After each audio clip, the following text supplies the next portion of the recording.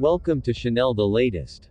The Russian infantrymen slinked back and forth in twos and threes to a house in one of this embattled city's devastated neighborhoods, ferrying ammunition, an automatic grenade launcher and a heavy machine gun ahead of a planned attack.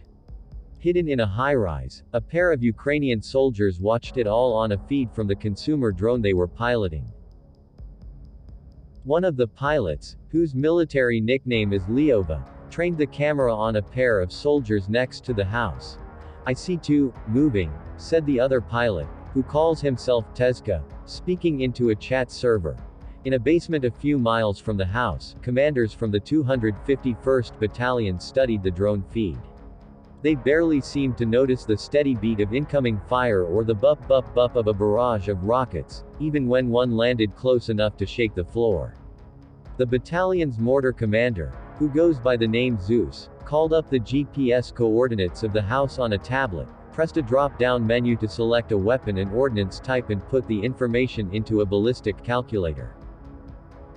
Switching between his smartphone and an encrypted radio, he instructed soldiers at another location to dial in their 82mm mortar. "Time to target, 32 seconds, one responded. The drone watched overhead. The first shot went wide. Zeus stared at the screen. This time he ignored the ballistic calculator and eyeballed the adjustment. The long fight for Bakhmut has been block by block, house by house savagery, grinding up men, materiel and masonry.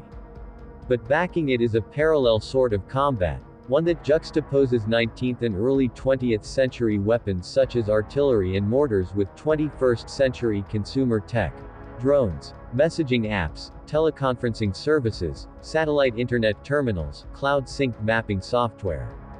An hour after the attack on the house, the Russians were in retreat.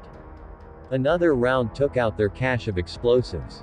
Through the drone, Tezka saw one soldier wounded, another tending to him, while three more brought a stretcher. Zeus spoke into an encrypted radio. The mortar fired again, and the soldiers disappeared in a puff of smoke. The men in the command center cheered as they watched the carnage unfold.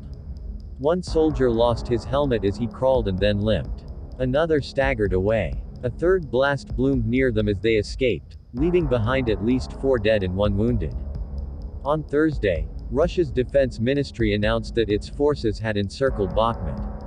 Earlier in the week, Yevgeny Prigozhin, the Russian oligarch whose mercenary group Wagner spearheads the campaign on the city, said his fighters controlled 80% of Bakhmut. Ukrainian officials denied both claims but did not specify how much of the city remains under their control. Outnumbered and outgunned, Ukrainian forces have mounted a fierce defense by utilizing tools both primitive and new. They have achieved some success. In a batch of classified documents leaked to social media in recent days, a U.S. government assessment characterized Russia's advances in Bakhmut during the second half of last year as sluggish, with its forces advancing an average of just 1.7 miles each month.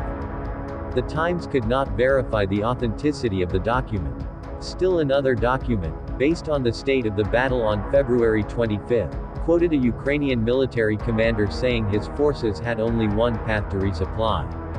In recent weeks, the front appears to have stabilized, even as Ukrainian forces prepare for the worst.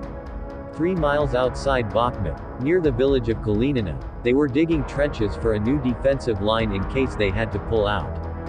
Helping keep Ukraine in the fight is its aerial surveillance, which relies mostly on quadcopter drones made by the Chinese company DJI, including models available for under $1,500 at Walmart or Amazon. Far from just flying drones, the 18 pilots who make up the battalion's air reconnaissance team also assist other units navigate the city and evacuate the injured. More than 2/3 of the team has been wounded in action.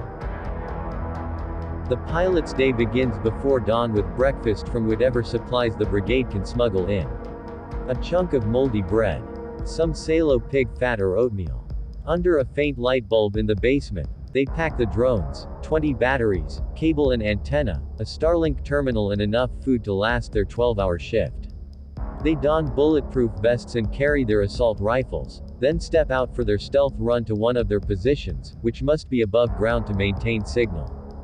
"You feel exposed, every minute, every day, every morning," said Tezka, who is 36 with an earring and a professorial mien. He worked in IT and built drones before the war. Once in position, the pilots rotate the drones in and out of air while they change the batteries. They have to collect them quickly.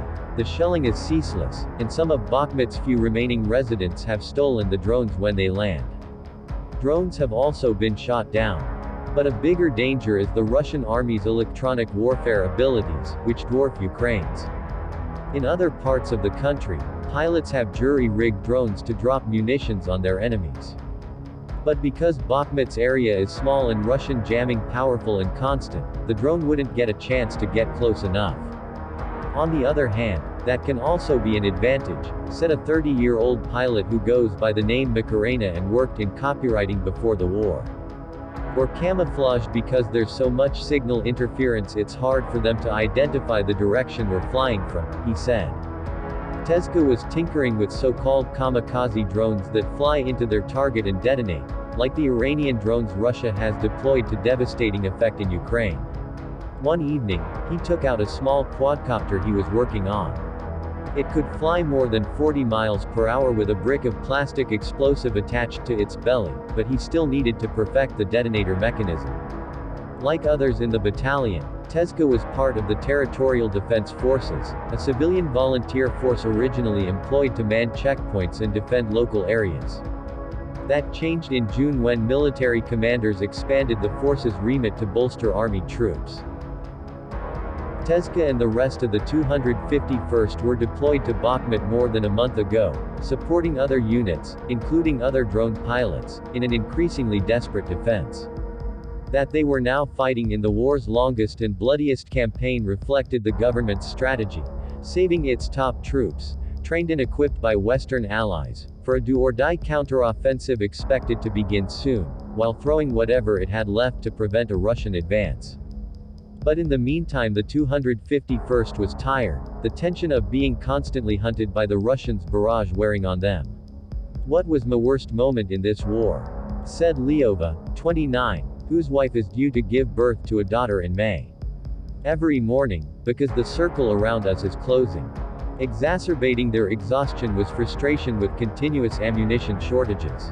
To avoid wasting ammo, targets had to be big enough and suspected enemy positions confirmed by multiple sources to warrant launching attacks. Macarena remembered a time he watched a Ukrainian squad get cut down by a heavy machine gun emplacement he had detected but was never attacked because it hadn't been confirmed. The drone and mortar warfare plays out not just within the urban hellscape of Bakhmut, but also in the bucolic East Ukrainian towns and villages on its flank,